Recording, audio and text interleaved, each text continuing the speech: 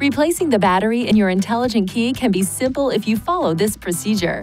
First, see the owner's manual for the recommended battery before replacing. Next, release the lock knob and remove the mechanical key from the intelligent key. Place a cloth over a small flathead screwdriver and insert the tip into this slit. Now twist the screwdriver to separate the intelligent key into two pieces. Look at the battery to observe which side is up so you can put the replacement battery in the same way. Ensure your hands are clean and free from oil and grease before touching anything inside the key fob.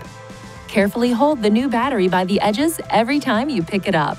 Remove the discharged battery while being careful not to touch the internal circuits or electrical terminals. Gently place the new battery into the intelligent key with the negative side oriented in the same direction you noted during removal. Align the tips of the two halves and then close the key fob by pushing along the edges. Lastly, operate the intelligent key to ensure it works properly.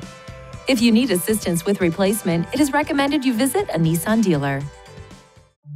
Please see your owner's manual for important safety information, system limitations, and additional operating and feature information.